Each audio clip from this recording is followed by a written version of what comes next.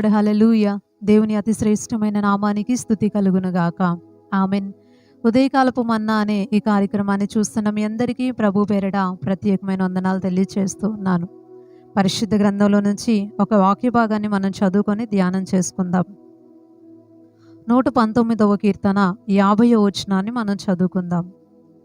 నీ వాక్యము నన్ను బ్రతికించియున్నది, నా బాధలో ఇదే నాకు నెమ్మది కలిగించుచున్నది. దేవునికి స్తోత్రం. హల్లెలూయా. మనం చదువుకున్నటువంటి వాక్య భాగంలో ఏమని రాయబడి ఉంది అని అంటే, కీర్తనకారుడు అంటున్నాడు, నీ వాక్యము నన్ను బ్రతికించియున్నది, నా బాధలో ఇదే నాకు నెమ్మది కలిగించుచున్నది అని. నెమ్మది అనే మాట దగ్గర మనం ఒక నిమిషం ఆగితే, ప్రతి మనిషి జీవితంలో నెమ్మది అనేది చాలా చాలా అవసరం. నెమ్మది, శాంతి, సమాధానం ఇవన్నీ కూడా ఒకే అర్థానికి చెందినటువంటి మాటలు. ప్రతి మనిషికి కూడా నెమ్మది అనేది చాలా అవసరం. ఒక మనిషి ఎంతో ధన సమృద్ధిని కలిగి ఉన్నప్పటికీ, పేరు ప్రఖ్యాతలు కలిగి ఉన్నప్పటికీ, ఆస్తిపాస్తులు కలిగి ఉన్న కోట్ల కొలది డబ్బులు బ్యాంకుల్లో మనకి ఉన్నప్పటికీ కూడా, భోజనం టేబుల్ నిండా సమృద్ధైన ఆహార పదార్థాలు ఉన్నప్పటికీ కూడా సమాధానం అనేది, నెమ్మది అనేది మనిషికి లేకపోతే ఇక ఎన్నున్నా కూడా దానివల్ల ఏ ప్రయోజనం కూడా ఉండనే ఉండదు. అవునా కదా అండి? లక్షల రూపాయలు పెట్టి మంచాన్ని అయితే కొంటాం, కానీ మంచం మీద పడుకొని సుఖంగా నిద్రపోవటం అనే సుఖ నిద్రని ఎక్కడ కొంటాం చెప్పండి? చాలా శ్రేష్టమైన పదార్థాలని తెచ్చుకొని వండుకొని పెట్టుకొని భోజనం టేబుల్ నిండా నింపుకోగలం, కానీ ఆ భోజనం టేబుల్ మీద ఉన్న ఆహార పదార్థాలని తిని సవ్యంగా అనుభవిస్తా ఆనందిస్తేటటువంటి తినేటటువంటి మనసును ఎక్కడి నుంచి తెచ్చుకోగలం?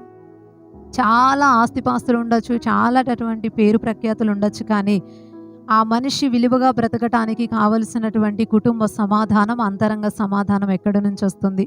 ఇదంతా కూడా దేవుని ద్వారా మాత్రమే కలుగుతుంది. దేవునికి స్తోత్రం. హల్లెలూయా. పరిశుద్ధ గ్రంథం చాలా స్పష్టంగా మనకి తెలియచేస్తూ ఉంది. యోహాను సువార్తలో దేవుడు 14వ అధ్యాయంలో తెలియచేస్తూ ఉంటారు, శాంతి మీకు అనుగ్రహిస్తున్నాను, నా శాంతినే మీకు అనుగ్రహిస్తున్నాను, అది లోకం ఇచ్చినట్టుగా కాదు అని. లోకంలో కూడా సమాధానం అనేది కలుగుతుంది, కాసేపు సంతోషం అనేది కలుగుతుంది. అదంతా కూడా ఎలాంటిది అంటే తాత్కాలికమైనది.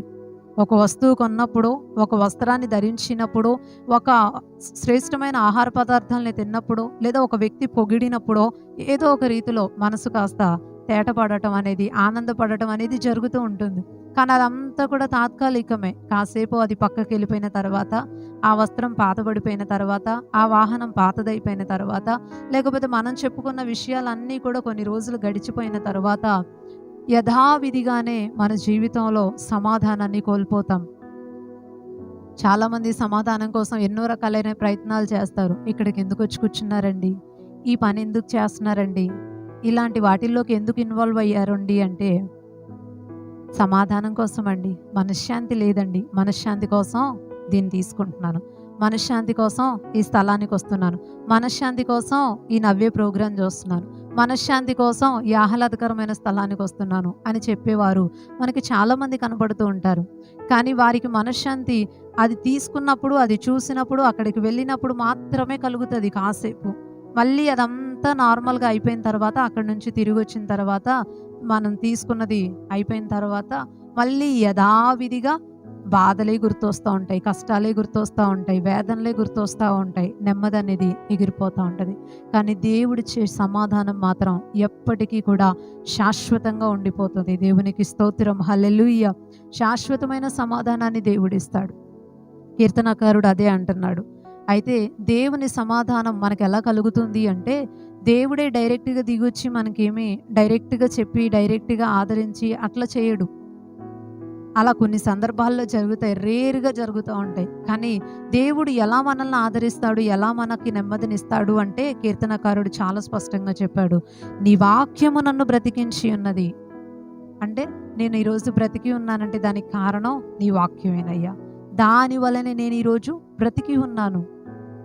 నా బాధలో నీ వాక్యమే నాకు నెమ్మది కలిగిస్తుంది. దేవునికి స్తోత్రం. హల్లెలూయా. ఇదే అంటే దేవుని వాక్యమే నాకు నెమ్మదిని కలిగిస్తూ ఉంది. అంటే బాధలో ఉన్నప్పుడు ఈ వ్యక్తికి నెమ్మది దేవుని వాక్యం ద్వారా కలిగింది. ఇక జీవితం ఎందుకులే, బ్రతకటం ఎందుకులే అనుకున్నటువంటి ఈ వ్యక్తికి నెమ్మది లేకపోతే బ్రతకాలి అనేటటువంటి ఆశ, బ్రతుకుదాం అనేటటువంటి కోరిక దేవుని వాక్యం ద్వారానే కలిగింది. దేవునికి స్తోత్రం, హల్లెలూయా. చాలా మందిని మనం గమనించినప్పుడు సంఘాల్లో ఉన్న అనేక మంది సాక్ష్యాలు చెప్తూ ఉంటారు. ఈరోజు చాలా కన్నీటితో మందిరంలోనికి వచ్చానండి, కానీ దేవుడు చాలా స్పష్టంగా నాతోనే మాట్లాడారు. అయ్యగారు అందించేటటువంటి వాక్యంలో నుంచి దేవుడు యాజ్ ఇట్ ఈజ్గా మా విషయంలో ఏం జరిగిందో, నా మనసులో ఏ బాధ ఉందో దానికి తగ్గట్టే మాట్లాడాడు. యాజ్ ఇట్ ఈజ్గా దేవుడు అదే వాక్యాన్ని నాకు అందించారు అని చెప్పేవారిని మనం చాలామందిని చూస్తూ ఉంటాం.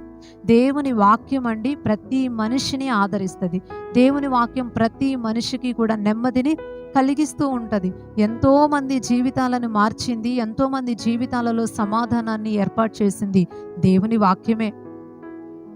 ప్రపంచ ప్రఖ్యాతిగాంచినటువంటి దైవజనులు డాక్టర్ పాల్ యాంగిచో గారు దక్షిణ కొరియా దేశంలో అమూల్యమైన సేవా పరిచర్యను జరిగించి ఇప్పుడు ప్రభువుతో ఉన్నారు.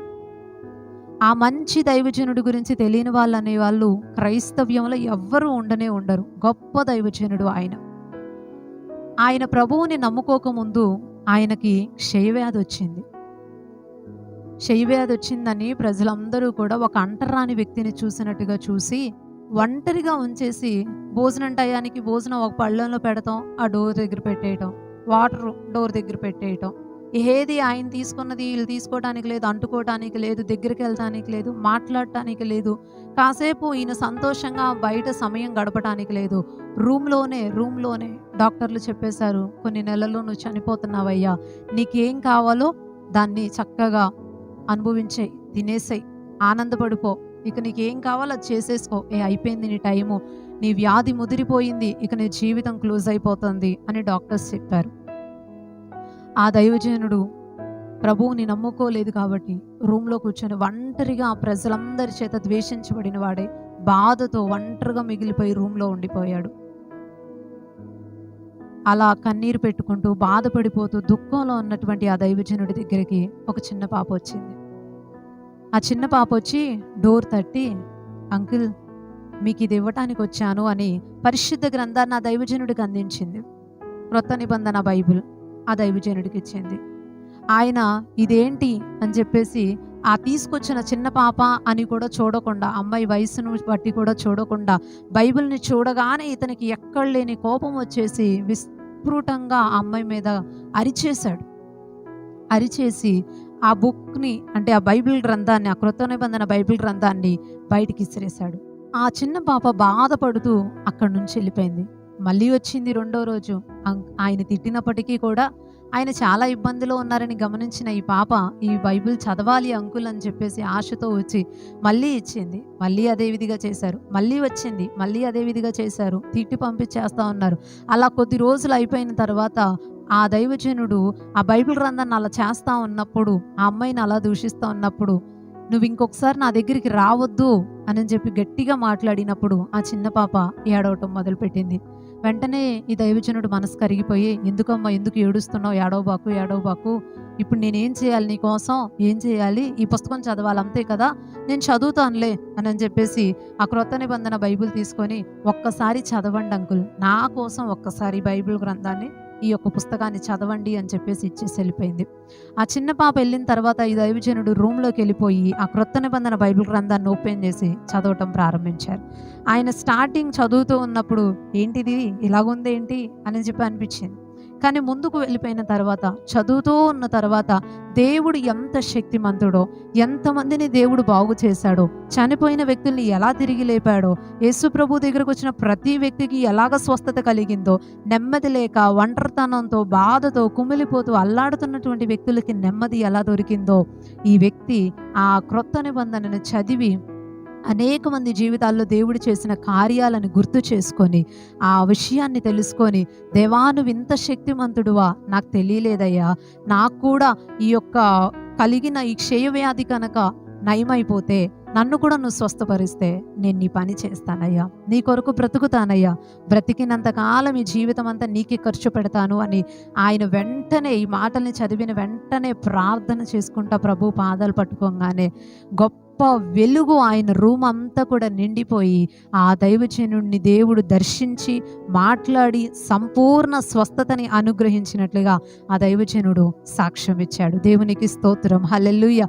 ఆ దైవజనుడు ఆ యొక్క వ్యాధి నుంచి విడుదల పొందాడు. డాక్టర్లు చచ్చిపోతారని చెప్పారు, నెమ్మది లేదు, ఒంటరితనం, కన్నీటితో బ్రతుకుతున్నాడు, అందరికీ దూరం అయిపోయాడు, ఒక్కడే మిగిలిపోయాడు, తినటానికి లేదు, సంతోషంగా ఉండటానికి లేదు, బాధతో ఉన్న అతని హృదయానికి నెమ్మదిని దేవుడిచ్చాడు. దేవునికి స్తోత్రం, హల్లెలూయా. ఏడుస్తూ ఉన్న అతనికి సంతోషాన్ని దేవుడిచ్చాడు. ఎలా ఇచ్చాడంటే వాక్యం ద్వారా కలిగింది. దేవునికి స్తోత్రం, హల్లెలూయా. ఈరోజు దేవుని మాటలు వింటున్న ప్రియ దేవుని బిడ్డ, దేవుడు నీతో మాట్లాడుతున్నాడు. బాధపడుతున్నావా? కృంగిపోతున్నావా? నీకున్న పరిస్థితుల్ని బట్టి వేదన చెందుతూ ఉన్నావా? ఎవరు ఆదరించే వాళ్ళు లేక ఒంటరిగా మిగిలిపోయావా? అలా అయితే దేవుని వాక్యం నిన్ను ఆదరించిద్ది. దేవుని వాక్యం నీకు ధైర్యాన్ని ఇచ్చిద్ది. దేవుని వాక్యం నిన్ను బలపరిచిద్ది. దేవుని వాక్యం నీకు స్వస్థతనిచ్చిద్ది. దేవుని వాక్కులో అన్ని రకాల శక్తి ఉంది, అన్ని రకాల ఆశీర్వాదాలు ఉన్నాయి. ఖచ్చితంగా ఆయన నీకు ప్రతి విషయంలో సహాయం చేస్తాడు. ఒకసారి దేవుని వాక్యాన్ని చదవకూడదు, లేకపోతే దేవుని యొక్క వాక్యాన్ని వినకూడదు.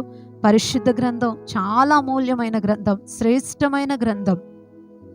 దీనిని దేవుడు మనకిచ్చాడు, మనకు అందుబాటులోనికి తెచ్చాడు. ఈ మాటల్ని చదవండి, దృష్టి పెట్టి, మనసు పెట్టి, ఆశతో చదివితే దేవుడు తప్పకుండా మనతో మాట్లాడతాడు, ధైర్యపరుస్తాడు. నీకు ఏ మాట కావాలో, ఏ రీతిగా కావాలో ఆ రీతిగా దేవుడు నిన్ను దర్శించేటట్లుగా మాట్లాడతాడు. మా విషయంలో అనేక సార్లు దేవుడు మాట్లాడాడు. దేవుని నమ్ముకున్న బిడ్డలందరి విషయాల్లో దేవుడు, సంఘ బిడ్డల విషయాల్లో, సేవకుల పక్షంగా అనేకమైనటువంటి రీతుల్లో దేవుడు మాట్లాడి గొప్ప కార్యాలని చేశాడు. నీ విషయంలో కూడా తప్పకుండా చేస్తాడు. వాక్యాన్ని చదవండి, వాక్యాన్ని వినండి. వింటూ ఉండగా విశ్వాసం వృద్ధి చెందిద్ది. ఆ విశ్వాసమే గొప్ప కార్యాలని చూడటానికి కారణమవుతుంది. వాక్యం ద్వారా నెమ్మది కలుగుతుంది. నెమ్మది లేదా, సమాధానం లేదా, సంతోషం లేదా? దేవుని వాక్యాన్ని చదవండి, వినండి, ధ్యానం చేయండి. దేవుని వాక్యం కోసం తపన పడండి. తప్పకుండా దేవుడు గొప్ప కార్యాలు చేస్తాడు. తద్వారా కలిగే ప్రతి ఆశీర్వాదాన్ని, ముఖ్యంగా నెమ్మదిని దేవుడు మనకు అనుగ్రహించి సంతోషంతో దేవుడు మనల్ని నింపుతాడు. కొద్ది మాటలు దేవుడు దీవించునుగాక. ఆమెన్. చిన్న ప్రార్థన చేసుకుందాం. పరిశుద్ధుడు అయిన తండ్రి, ప్రేమ కలిగిన ప్రభువా, ఈ ఉదయకాల సమయాన్ని బట్టి మిమ్మల్ని స్తుతిస్తూ ఉన్నాం. నీ లేఖనాల్లోంచి మీరు తెలియపరిచిన ప్రతి మాటను బట్టి నీకు వందనాలయ్యా. నీ వాక్యం మమ్మల్ని ఆదరిస్తుంది, ధైర్యపరుస్తుంది, నెమ్మదినిస్తుంది, స్వస్థతనిస్తుంది. అనేక రీతిలుగా ఆశీర్వాదాలని పొందటానికి నీ మాటలు మాకు కారణమవుతాయి ప్రభువా. నువ్వు మాట్లాడితే చనిపోయిన వాళ్ళు కూడా తిరిగి లేస్తారయ్యా. మరణమవుతున్న వ్యక్తులు కూడా బాగైపోతారయ్యా. పాల్ యంగ్చే గారి జీవితంలో చేసిన దేవా, ఈరోజు నీ మాటలు విని ఎంతమంది అయితే ప్రార్థన చేసుకుంటున్నారో ప్రతి ఒక్కరి విషయంలో నీ కార్యం చేయండి. ఒంటరితనం నుంచి విడుదల కావాలి, నెమ్మది సమాధానాలు కావాలి, ఐక్యత ప్రేమలు కావాలి. నీ నామంలో ప్రతి బిడ్డకి మీరు అనుగ్రహించండి. ఈరోజంతా నీ కాపుదలు అనుగ్రహించి క్షేమాన్ని ఇచ్చి వారి పని బాటల్లో తోడుగా ఉండమని వేడుకుంటూ, ప్రతి పనిని ఆశీర్వదించి ప్రభువా అంతకంతలకు వర్ధిల్ల చేయమని కోరుకుంటూ, ముందున్న రోజులన్నీ కూడా మంచి రోజులుగా చూసే కృపను అనుగ్రహించమని ప్రార్థిస్తూ, నజరేయుడును శక్తి కలిగిన యేసుక్రీస్తు వారి శ్రేష్టమైన నామంలో ఈ ప్రార్థన మనవులన్నీ అడిగి వేడుకుంటున్నాం పరమ తండ్రి. Amen, amen. అందరికీ ప్రైజ్ ది లార్డ్ అండి. మరలా తిరిగి రేపు ఉదయకాల సమయం ఉదయకాలపు మన్నా అనే ఇదే కార్యక్రమంలో పాల్గొని దేవుని మాటలు విని దీవించబడదాం. అప్పటి వరకు దేవుని మహా గొప్ప కృప మనకి తోడై ఉండును గాక. ఆమెన్. Praise the lord.